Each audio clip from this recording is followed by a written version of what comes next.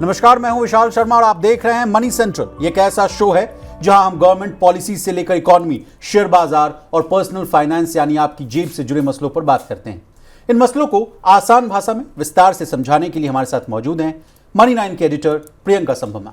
Madam, आपका money central में बहुत स्वागत है। थैंक यू विशाल। आज के मनी सेंट्रल में सबसे पहले बात करेंगे जीएसटी काउंसिल की बैठक की। पिछले 6 महीने से जीएसटी काउंसिल की बैठक नहीं हो पा रही थी, लेकिन अब खबरें ये आ रही हैं कि इसी महीने या अगले महीने की शुरुआत में 56वीं जीएसटी काउंसिल की बैठक हो सकती है। इस बार के बैठक में कहा जा रहा है कि कार पर जीएसटी की मार पड़ने वाली है। अभी कार पर 28% की जीएसटी लग रही है। अगर मीटिंग में जीएसटी को बढ़ाने की बात पर सहमति बनती है तो क्या होगा? इसके अलावा जीएसटी काउंसिल कंपनसेशन सेस को हटाकर 2 नए सेस लागू करने की योजना बना रही है। इसके नाम क्या है? क्या है सरकार की मंशा? जानने की कोशिश करेंगे। इसके अलावा चर्चा करेंगे गोल्ड की। सोना आज यानी 16 जून को अपने ऑल टाइम हाई पर पहुंच गया। India Boolean and jewellers association यानी IBJA की वेबसाइट के अनुसार सोना 156 रुपए बढ़कर 99,214 रुपए प्रति 10 ग्राम पर पहुंच गया। सोने की आसमान छूती कीमतों ने कंज्यूमर्स की जेब पर कैसे असर डालना शुरू कर दिया है? क्या लोग अब पारंपरिक भारी सोने के गहने नहीं खरीद रहे? जानने की कोशिश करेंगे। और अंतिम में चर्चा करेंगे केयर एज रेटिंग्स की। इन्होंने एक ताज़ा रिपोर्ट पेश की है। इस रिपोर्ट में कहा गया कि भारत में घरेलू बचत लगातार तीसरे साल घटती जा रही है। बचत जहां घटी है वहीं लोगों की कर्ज लेने की आदत भी तेजी से बढ़ी। ये ट्रेंड क्या कहना चाहती है? क्या अब उधार के सहारे चलेगी जिंदगी? क्या है ये जो फाइनेंशियल टेंशन? इसको भी आसान भाषा में समझने की कोशिश करें। तो चलिए फटाफट करते हैं मनी सेंट्रल की शुरुआत। मोदी सरकार अब कारों पर टैक्स बढ़ाने की योजना बना रही है। कहा जा रहा है कि मौजूदा टैक्स यानी 28% को 40% तक किया जा सकता है। मैडम, ये कैसी खबर है? जबकि आपसे अभी मनी सेंट्रल में हम लोग ने चर्चा भी की थी कि 52,000 करोड़ के जो स्टॉक्स हैं वो अभी पाइल्ड अप हैं, यानी जो है डीलरशिप के पास जो है, यानी कि उनके यार्ड्स में, गोडाउन्स में भरे पड़े हैं, बिक नहीं रहे हैं। ऐसे समय में कहा जा रहा है कि 28% का जो टैक्स है उसको बढ़ाकर 40% किया जाएगा। कैसे देख रहे हैं इस बड़ी खबर को? अब इसका मतलब है कि आपके लिए गाड़ी खरीदना और कॉस्टली हो जाएगा। तो ध्यान रखिए, अभी 28% का जो जीएसटी लगता है, जैसा कि विशाल ने समझाया, इसके बाद 1% का एक कॉम्पनसेशन सेस भी लगता है। वो गाड़ी कौन सी है आपकी? जितनी अगर बड़ी गाड़ी है तो वो और ज़्यादा होते होते वो 28% का बेस जीएसटी है, जो अगर आप एक एसयूवी ले रहे होंगे तो 50% तक पहुँच जाता है विशाल। अब इस 28% के बेस जीएसटी को ऐसा प्रपोजल दिया जा रहा है कि इसको बढ़ा करके सीधा 40% पर ले जाएंगे। तो ये 40% जब मैं कैलकुलेट कर रही थी तो बहुत इंटरेस्टिंग नंबर सामने आ रहे हैं और शायद इसको सुनने के बाद गाड़ी खरीदने वाले थोड़े निराश हो जाएंगे। अगर 10 लाख की मान लीजिए गाड़ी, आजकल 10 लाख से नीचे की कोई बढ़िया गाड़ी मिलनी बड़ी मुश्किल है। ठीक है, गाड़ियों की कीमत किस तेजी से बढ़े हैं। तो 10 लाख की अगर गाड़ी है और अगर 28% के हिसाब से हम जब जीएसटी देखते हैं तो 2.8 लाख रुपए जो है आपके टैक्स में जाते हैं। यानी आप उसमें 12,80,000, 10 लाख की गाड़ी है, 12,80,000 अदा करते हैं। अब यही 28% जब 40% बेस जीएसटी बन जाएगा तो जरा सोचिए, 4 लाख का टैक्स का फटका आपकी जेब को लगेगा। 10 लाख की गाड़ी खरीद रहे हैं, 14 लाख आप अदा कर रहे होंगे और ये जीएसटी के अलावा आप उस पर इंश्योरेंस खरीदेंगे। इंश्योरेंस पर भी जीएसटी की मारे, जिसको सरकार बहुत लंबे समय से हमें बोल तो रही है कि कम करेंगे पर होता हुआ नजर नहीं आ रहा है।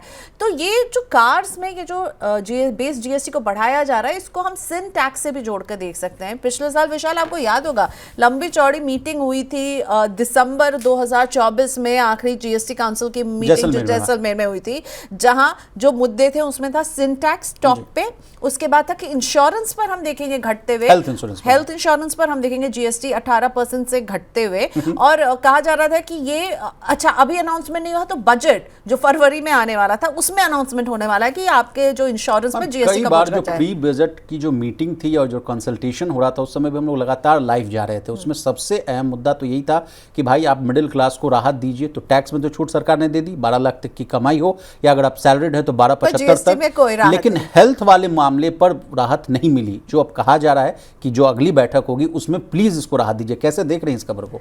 अगेन कहा जा रहा है प्लीज राहत दीजिए, हम दिसंबर में देख चुके हैं कुछ नहीं हुआ।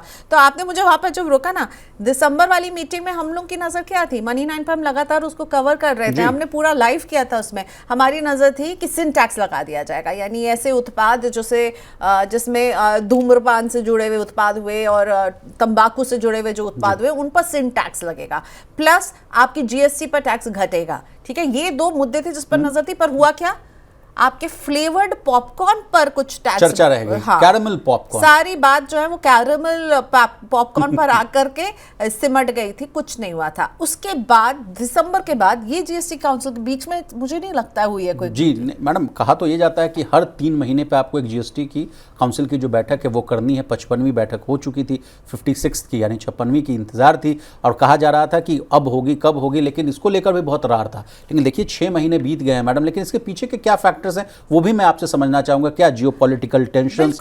बिल्कुल, पहले देखिए, पहले बजट आया, उसके बाद फिर हमने देखा टैरिफ को लेकर के हम परवार हो गया, टैरिफ को लेकर एक सिचुएशन जो बनी उसको एस्केलेट हो गया मतलब। हाँ, बहुत। और उसको हैंडल करने के लिए पूरा जो है सब लोग जुट गए, वित्त मंत्री से लेकर के हमारे ट्रेड एंड कॉमर्स मिनिस्टर से लेकर के सब उसमें जुट गए। तो ये मीटिंग जो है खसकती गई। उसके बाद जियोपॉलिटिकल टेंशन बढ़ते हुए, ऑपरेशन सिंदूर होते हुए, और इन सब के बाद अब जाकर के लग रहा है कि ये बैठक हो सकती है और इसमें आपकी कार खरीदने के अरमानों पर पानी फेरा जा सकता है। जीएसटी को 28 बेस जीएसटी जो एक 28% का लगता है, इसको 40% तक ले जाया जा सकता है, ऐसी खबरें आ रही हैं। तो तैयार रहिए गाड़ी के लिए ज्यादा पैसे देने के लिए। प्लस इसमें सेस जो ये कॉम्पनसेशन सेस जो 1% का मैं बता रही थी, और फिर गाड़ी के हिसाब से वो कॉम्पनसेशन सेस जो लगता है, वहां पर 2 और सेस इंट्रोड्यूस होते हुए नजर आएंगे। उसका नाम बताइए। हेल्थ सेस और क्लीन एनर्जी सेस, ये 2 सेस जो है वो लगते हुए नजर आएंगे। तो तैयार रहिए कि आपकी गाड़ी जो है वो और महंगी हो जाएगी। और एक चेन रिएक्शन हम ये देख सकते हैं कि भाई, एक तो हम देख रहे हैं कि डीलर्स के पास एक बहुत ही स्टॉक पाइल अप हो रहा है, क्यों गाड़ियां नहीं बिक रही है, लोग इस तरह के बड़े परचेजेस जो हैं उससे हाथ खींचते हुए नजर आ रहे हैं, और फिर आप इसको और महंगी कर देंगे। तो मुझे तो लग रहा है कि नहीं, अभी देखिए ना प्रियंका मैम, अभी लोग चीख रहे थे, फाडा देखिए, सियाम देखिए, लोग कह रहे थे, गोपनीय चिट्ठी लिख रहे थे। किस मामले को लेकर? तो चाइनीज रेयर अर्थ मैग्नेट और मेटल्स को लेकर प्रोडक्शन हॉल्ट हो जाएगा। जापान से खबरें आई कि स्विफ्ट का जो प्रोडक्शन है वो रोक दिया जाएगा। ई विटारा को लेकर कही गई कि इसको बनाने में दिक्कतें आएंगी। उसके बाद स्टॉक पाइल अप 52,000 करोड़ का, जबकि समझ रहे ये जो ऑटो इंडस्ट्री है वो कितनी इंटेंस है, लेबर इंटेंसिव, बहुत ही फ्रेजाइल स्थिति में है अभी ऑटो इंडस्ट्री। और उस पर आप बात कर रहे हैं कि जीएसटी जो है वो कई गुना बढ़ता हुआ 28 से सीधा 40% पर जाता हुआ जीएसटी। सोच रहे हैं आप, मैंने बताया ना, 10 लाख की गाड़ी पर आप 4 लाख रुपए जो है टैक्स ही दे रहे होंगे, तो क्या इससे आपके जो कार का जो बिल है वो कितना ऊपर जा रहा है? आप सोच रहे हैं, ये एक जो है ना फटका लगने वाला है जो लोग गाड़ी खरीदने वाले हैं अगर जीएसटी इतना बढ़ता है तो। लेकिन मुझे ये उम्मीद है कि जिस तरह से पिछली बैठकों में हुआ कि बातें बड़ी बड़ी और आके पॉपकॉर्न में समेट जाए, तो वैसा हो जाए तो अच्छी बात है। नहीं तो, लेकिन एक चीज जो मैं सुनना चाहती हूँ विशाल, अब ये गाड़ी पर सरकार हेल्थ इंश्योरेंस, ये जो है ना, क्योंकि देखिए बात सिर्फ ये नहीं कि आपकी जेब पर कितना बोझ पड़ रहा है, बात ये है कि सरकार के पास एक बहुत टॉल ऑर्डर ये भी है कि 2047 तक इंश्योरेंस फॉर ऑल, उन्होंने एक टारगेट सेट किया कि हम 2047 तक इंश्योर, हर देश के हर नागरिक के पास बीमा होगा। उसमें प्लस, प्रियंका मैं माफ कीजिएगा आपको रोक रहा हूं, उस पर प्लस जोड़ दीजिए कि इंडिया का जो पॉपुलेशन है, जिस डेमोग्राफिक डिविडेंड की हम लोग बात कर रहे थे, उसमें एक और फैक्टर जुड़ा हुआ है, एजिंग पॉपुलेशन का। जो आदमी की जो जीवन जीने की जो उम्र है वो लगातार बढ़ रही है। उस समय में अफोर्डेबिलिटी, हेल्थ केयर की बात करना और मेडिकल इंश्योरेंस की बात करना ये बहुत लाजमी हो जाता है। जीवन प्रत्याशा बढ़ गई है, लाइफ एक्सपेक्टेंसी बढ़ गई है और बढ़ रही है। अब जो है लोग जो है लंबा जी रहे हैं और उनका हेल्थ के कवर के लिए उनकी जो डिपेंडेंसी है हेल्थ इंश्योरेंस जैसे प्रोडक्ट पर बढ़ गई है। हालांकि सरकार के कवर्स हैं, लेकिन उसके अलावा भी लोगों को कवर, क्योंकि मेडिकल खर्चा इतना बढ़ गया, मेडिकल पर किस तरह की महंगाई है। कोविड के टाइम पे प्रियंका मैम सभी लोगों ने देख लिया किस तरह से पैसा घर से निकलता हुआ दिख गया। आदमी को घर, जमीन, जायदाद सब बेचना पड़ गया था। जब बिल्स जो आते थे प्राइवेट हॉस्पिटल में, आज आप चले जाइए वहां के बिल्स को आप देखिए। आप जानते हो जो डेट बर्डन है ना भारत का, उसमें हेल्थ केयर का कॉस्ट एक बहुत बड़ा रीजन है। अगर उसको एनालाइज किया हमने तो और भी एजेंसीज की रिपोर्ट देखे तो लोगों को घर, खेती, घर बार खेती बेच करके इलाज के लिए खर्चा करना पड़ता है, वो बेच करके फिर वो पैसा जो है वो अपने कई रिपोर्ट्स ये भी हैं प्रियंका मैडम कि अगर कोई गरीब है और वो थोड़ा सा बॉर्डर लाइन जो एबव पॉवर्टी लाइन पे आया भी है और एक बार वो बीमार पड़ता है, एक बार उसको अगर झटका लगता है, उसके बाद तुरंत वो बिलो द पॉवर्टी लाइन आ जाता है। उसके बाद फिर सरकार की तमाम प्रयास कोशिशों पर पानी फिर जाता है, उसको फिर से अब आप उठाइए उसको एबव द पॉवर्टी लाइन।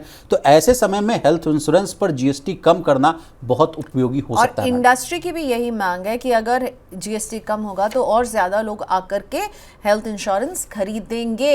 सरकार इसे कम क्यों नहीं कर देती है? क्योंकि पहले तो भाई जब हेल्थ इंश्योरेंस खरीदते थे उसके प्रीमियम पर आपको एटीडी के तहत छूट भी मिलता था, पर अब ज्यादातर लोग न्यू टैक्स रजीम में जा रहे हैं। न्यू टैक्स रजीम में जाने का मतलब है आप कोई टैक्स की छूट नहीं ले रहेंगे। ऊपर से हेल्थ इंश्योरेंस एक बहुत ही इसेंशियल चीज है जो आपके पास, हर परिवार के पास होना चाहिए।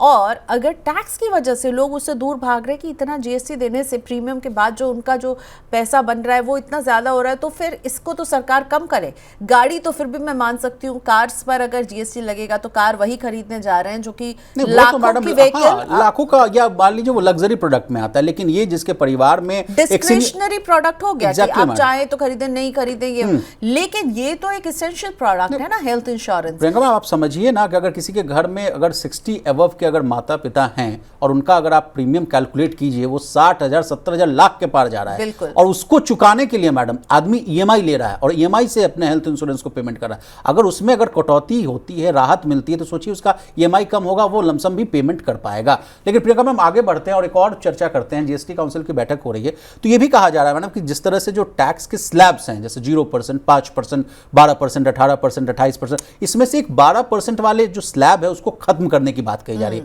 इस खबर को आप कैसे देख रही हैं और क्या अगर इसको खत्म कर दिया जाएगा मैम तो इसका क्या उपाय निकाला जाएगा सरकार की तरफ से?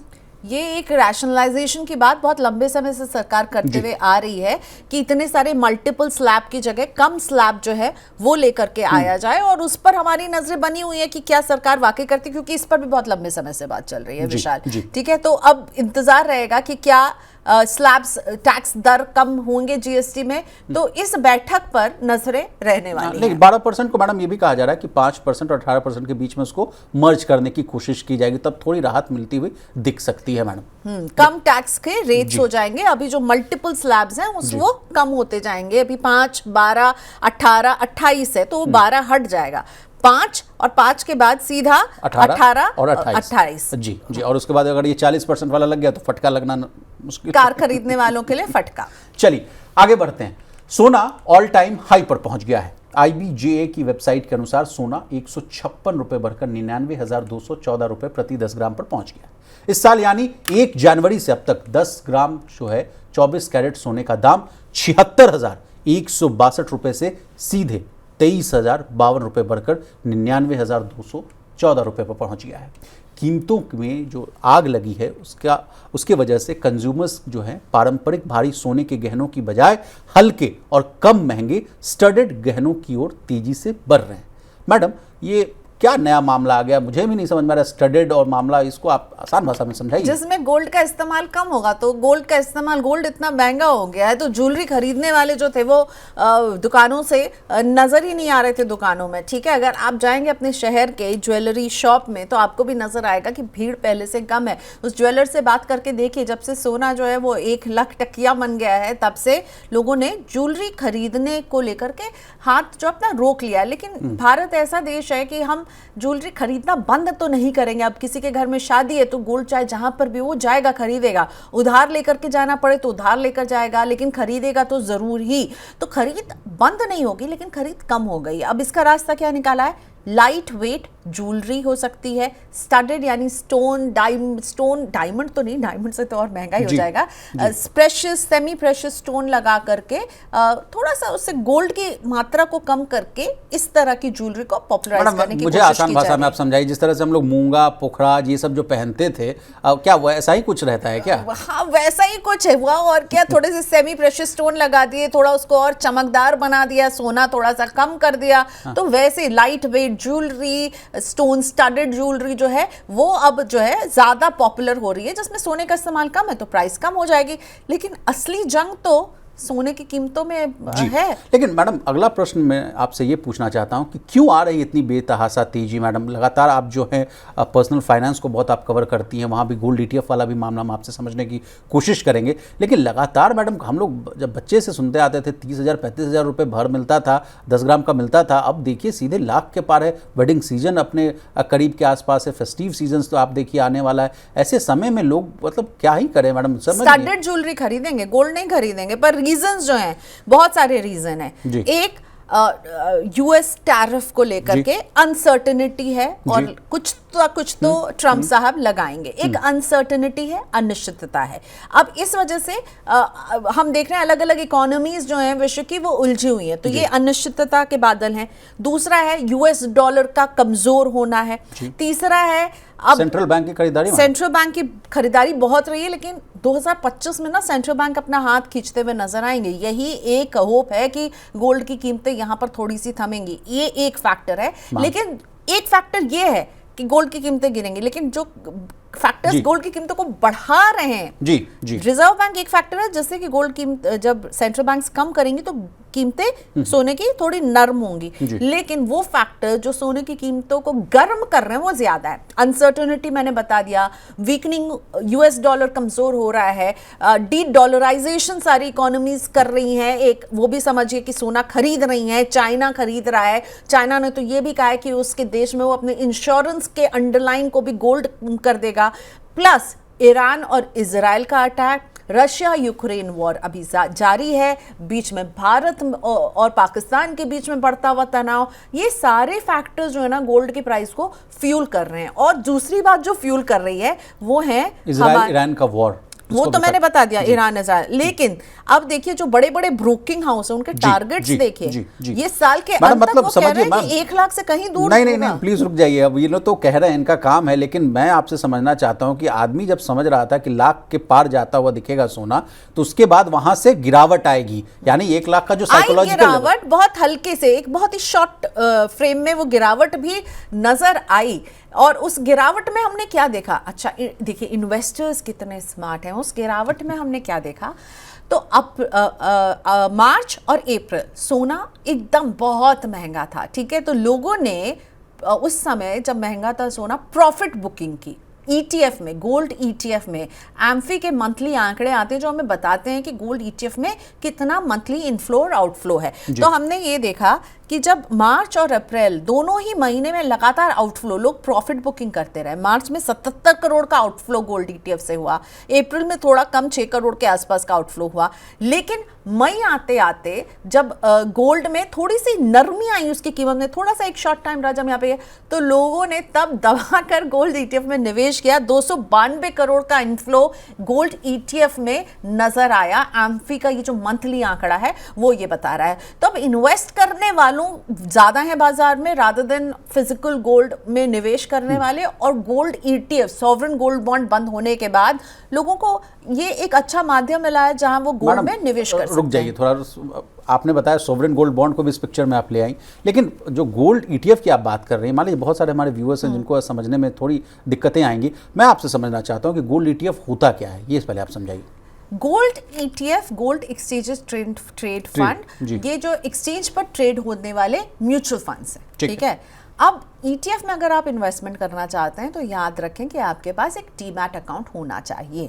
ये एक्सचेंज पर इसकी हर एक यूनिट ट्रेड होती है। भले ही अभी सोने का भाव 1 लाख के पार चला गया हो, ETF की एक यूनिट आपको फिर भी किसी की 80 रुपए में, किसी की 90 रुपए में, किसी की 100 रुपए में मिल जाती है। तो ये है gold ETF। Sovereign gold bond हम सबको बड़ा पसंद आया क्योंकि हम वो खरीदते थे, सरकार उस पर हमको ब्याज भी दे रही थी, क्या बात है, बल्ले बल्ले। लेकिन सरकार ने ये कैलकुलेट ही नहीं किया कि भाई उनके ऊपर इस ब्याज का बोझ कितना हो जाएगा। बहुत तगड़ा नुकसान था मैडम। हम लोगों ने मनी सेंट्रल में भी इस बात की चर्चा की थी और कहा गया था कि 50 से 60 हजार करोड़ की जो लायबिलिटी जो बनती है, सरकार को घाटा हुआ है उस वजह से। सरकार ने इस घाटे के चक्कर में कहा कि हम तो लाएंगे नहीं sovereign gold bond, bye bye कर दिया है। 1.5 साल से चुप्पी है, बोला भी नहीं कि बंद है। बस अब नई गोल्ड tranche आई एक नहीं गोल्ड 1.5 साल। मोनेटाइजेशन स्कीम भी थी मैडम, उसको भी शायद लगता है डिसकंटिन्यू करने की इसको भी डिसकंटिन्यू कर दिया इसको। और सॉवरेन गोल्ड बॉन्ड का तो कोई अता पता ही नहीं है। जो लोगों ने पुराना निवेश किया उनका अभी जारी है निवेश, लेकिन अब नया ट्रांच तो आ नहीं रहा है। तो ले दे के क्या बचता है इन्वेस्टर के पास? गोल्ड ETF या गोल्ड के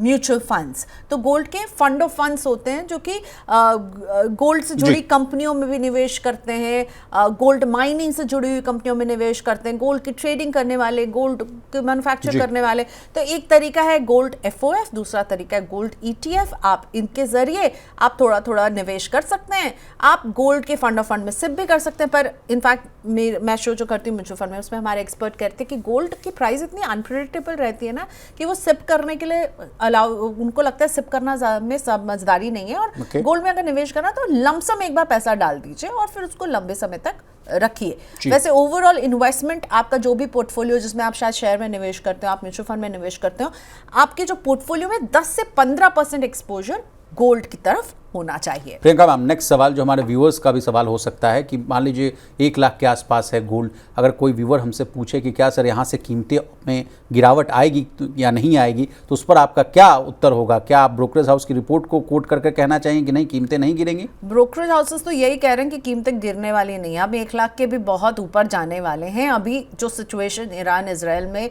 बन रही है और वहाँ पे हालात सुधरते हुए नहीं देख रहे हैं। एक तरफ अटैक हो रहा है, दूसरी तरफ काउंटर अटैक हो रहा है, और ये मामला अगर खिंचता है तो आपको मैं बताना चाहूंगी क्या क्या बैंक ऑफ अमेरिका कह रहा है। 12 महीने में बैंक ऑफ अमेरिका ने टारगेट दिया है $4,000 प्रति ऑन्स का। गोल्डमैन सैक्स ने थोड़ा सा इसको नीचे करके रखा है कि भाई दिसंबर तक ये जो है $3700 ऑन्स पर जा सकता है। गोल्डमैन सैक्स का ये भी कहना है कि मिड 2026 तक जो बोफा बैंक ऑफ अमेरिका के जो टारगेट्स हैं उससे वही यानी 4000 पर। तो गोल्डमैन सैक्स ने कहा है कि वो थोड़ा सा मिड 2026 तक हम $4000 का रेट देखेंगे, लेकिन बोफा का कहना है कि 12 महीने के अंदर हम 4000 ऑन्स का रेट देखने वाले। गोल्डमैन सैक्स कह रहा है दिसंबर तक 3700 पर पड़ेगा, $3700 के आसपास हम गोल्ड का भाव देखने वाले हैं। तो अब ये हो सकता है टैरिफ को लेकर अगर कुछ अच्छी खबर मिल जाए, ठीक है। अभी तो पॉज का वो पीरियड चल रहा है और जुलाई में फिर गहमा गहमी शुरू होने वाली कि क्या होगा।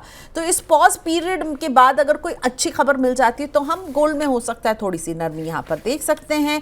लेकिन हाँ, सेंट्रल बैंक्स ने बहुत सोना खरीदा पिछले साल, तो वो थोड़ा सा स्लो डाउन होने वाले। तो ये 2 फैक्टर्स हैं जो गोल्ड को थोड़ा सा नर्म कर सकते हैं। और हर गिरावट में हमारे एक्सपर्ट्स कहते हैं कि आपको एक्यूमुलेट करना चाहिए गोल्ड। इसलिए मैं कह रही थी लमसम निवेश। अगर सोना गिरता है तो ये समय हो सकता है कि आप, और गिरने का मतलब ये मत सोचिएगा कि 60,000 पर चला जाएगा। जी जी जी जी 60,000 पर नहीं जाएगा। मतलब वो अब 90 की रेंज में हमको सोने की आदत डालनी होगी। प्रियंका मैम, मुझे याद आ रहा है जब एक अंतरिम बजट जब आ रही थी सरकार की, उसमें कहा गया था कि इम्पोर्ट ड्यूटी में कटौती करने की बात कही गई। उसके बाद जो था सोना जो है 10,000-15,000 रुपये के आसपास सस्ता हुआ था। मैं उस लेवल की बात बता रहा हूँ जो 70-75 हज़ार रुपये हुआ करता था। लगता है 60-65 के पास आया नहीं कि लोगों ने इतनी जमकर खरीदारी की कि वो लेवल फिर से within a week return आ गए, मतलब वापस आते हुए दिख गए।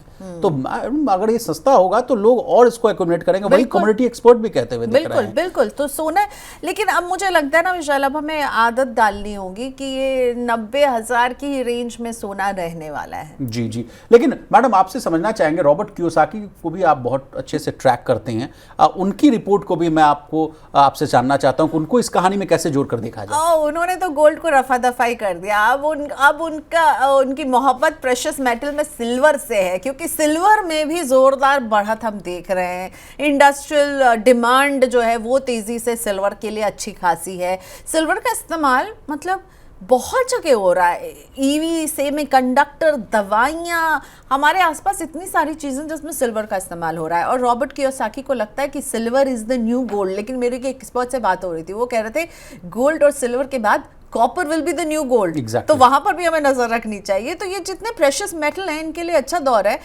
इंडस्ट्रीज में इस्तेमाल होता है, दवाइयों में इस्तेमाल होता है, बहुत सारी जगहों पे इस्तेमाल होता है। तो गोल्ड का ये फैसिनेशन, मुझे लगता है ना, ये सिल्वर और कॉपर जो है ना, गोल्ड का गुरूर थोड़ा तोड़ेंगे जहां तक निवेश की बात है। लेकिन जहां तक गहने की बात है, मुझे लगता है अभी दिल्ली बहुत दूर है जी। चांदी पे अब सोने का ही रंग चढ़ा करके लोग पहन लेंगे मन बहलाने के लिए, लेकिन कॉपर की jewellery I am not very sure. तो गोल्ड का जो फैशनेशन है ना वो कम नहीं होगा और गोल्ड की कीमतें भी कम नहीं होने वाली। विशाल चलिए आगे बढ़ते हैं। केयर एज रेटिंग्स की एक ताज़ा रिपोर्ट आई है। इस रिपोर्ट में कहा गया कि भारत में घरेलू बचत लगातार तीसरे साल जो है घटती जा रही। फाइनेंशियल ईयर 2023-24 में यह आंकड़ा गिरकर जीडीपी का सिर्फ 18.1% रह गया है। ये रिपोर्ट ये भी बताती है कि फाइनेंशियल ईयर 2014-15 में कुल घरेलू बचत जो है 32.2% थी, जो अब 30.7% पर आ गई है। मैडम, इसका मतलब तो ये है कि आम लोग पहले की तुलना में अब कम बचत कर पा रहे हैं। बिल्कुल, लोग कम बचत कर रहे हैं और बहुत ही इजी एक्सेसिबिलिटी है लोन्स की। क्रेडिट पर जो है वो पूरा जीवन चल जाता है। क्रेडिट मतलब उधार लीजिए और आप सब कुछ खरीद सकते हैं, सब कुछ अपना सकते हैं, और उधार लेने के लिए आपको कहीं जाने की ज़रूरत नहीं है। आप ऑफिस में बैठे बैठे फ़ोन पर उधार ले सकते हैं, आप क्रेडिट कार्ड के ज़रिए उधार ले सकते हैं। और एक इंटरेस्टिंग नंबर है, क्या आप जानते हैं विशाल, क्रेडिट कार्ड से जो उधार है वो 2.92 लाख करोड़ का हो गया है इन जस्ट 4 years। तो क्रेडिट कार्ड से जब आप क्रेडिट कार्ड स्वाइप करते हैं और कुछ खरीदते हैं वो भी एक लोन ही है, ठीक है। और आपके पास अब इतने तरीके हैं लोन लेने के, और सैलरीज बढ़ी नहीं है उस हिसाब से। रोजगार को लेकर के भी हम चिंताएं हैं, हम इस पर कई बार बात भी कर चुके हैं। रोजगार नहीं है, सैलरी स्टैग्नेंट हो रही हैं, और ऐसे में लोगों को जो है अपनी लाइफस्टाइल को बढ़ाना है, आगे उनको अच्छी ज़िंदगी चाहिए, क्योंकि you only live once, YOLO हैं आप इंस्टाग्राम दिन भर डूम स्क्रोलिंग कहते हैं, देखते रहते हैं, और आपको लगता है कि अरे वाह ये भी ले लेता हूँ, वो भी कर लेते हैं, ये क्यों नहीं है मेरे पास। और कोई आपको कहेगा ये चाहिए, ये लो, आपके लिए फटाफट लोन है, 2 मिनट लगेगा, कुछ नहीं करना है, आपका सिबिल स्कोर भी खराब है तब भी मैं आपको लोन दे दूंगा, आप फट से वो ले लेते हैं। क्यों नहीं लेंगे? स्टेटस का सवाल है भाई। आपके अपार्टमेंट के नीचे जब गाड़ी खड़ी होगी कोई शानदार सी, तो कहेंगे ना कि अरे इनके देखिए विशाल जी के पास क्या सही गाड़ी है। और विशाल को एक कंपनी, लेकिन मैडम एक कहावत थी जो आप भी उससे इत्तेफाक रखती होंगी, कर्ज लेकर घी पीने वाला जो चलन है वो अब एकदम जबरदस्त मतलब जो है वो देखने को मिल रहा है, और इसने कई जिंदगियों को भी लील ली है। आप कई बार आप ऐसे रिपोर्ट्स पाएंगे कि लोग जो है, हाल फिलहाल में एक खबर आई थी मैडम, पूरा परिवार जो है गाड़ी में बैठा और जहर खाया और पूरी लीला ही समाप्त हो गई। बाद में पता चला 75% बढ़ गए पर्सनल लोन। यानी पर्सनल लोन जब कोई ले रहा है, कोलैटरल फ्री लोन होता है, उसमें कोई कोलैटरल नहीं होता है, और इसका इंटरेस्ट रेट डबल डिजिट में होता है, ठीक है, 20-24% तक का होता है इसका जो इंटरेस्ट रेट है। तो अगर क्रेडिट कार्ड नहीं है तो आपके पास पर्सनल लोन है। फिनटेक कंपनियां हैं बतेरी जो आपको दे रही हैं लोन, तो आप फोन आ रहे हैं मैडम, फोन आ रहे हैं, आप ले लीजिए, ठीक है। लेकिन इसमें मेरा ये पॉइंट है, आपको तो फोन आएंगे, आपको लुभाएंगे, उनकी तो कमाई इससे ही चलती है ना। वो आपको कह रहे हैं और आप जो है उस लोभ में आ जा रहे हैं, ये भी बहुत बड़ी प्रॉब्लम है ना। वो आपको कह रहे हैं, अब कोई आपको कहे कि भाई ये खा लो, ये मुफ्त में मैं आपको दे रहा हूँ और उसमें जहर मिलाओ, तो आप खा लेंगे क्या? नहीं खाएंगे ना। उसी तरह ये जो है, ये पूरा कर्ज का जो जहर है, ये आपके साथ आपको किस मानसिक पीड़ा में डालेगा, आपके जेब पर तो जो इसका नेगेटिव इम्पैक्ट पड़ेगा, ये पर एक मेंटल प्रेशर इसको चुकाने का वो कहीं ना कहीं at the back of the mind चलता रहता है। और ये अब जैसे अभी विशाल आपने पॉइंट आउट किया, एक पूरी फैमिली सोचिए गाड़ी में, और उस पर 20 करोड़ का कर्ज था। वो आदमी जब ऐसे सुसाइडल जो कदम कब उठाता है मैडम, जब उसको लगता है कि सारे रास्ते बंद हो चुके हैं, इस वजह से उठाता है। तो आप फिर कर्ज लेकर इतना ओवर एक्सपेंशन करने की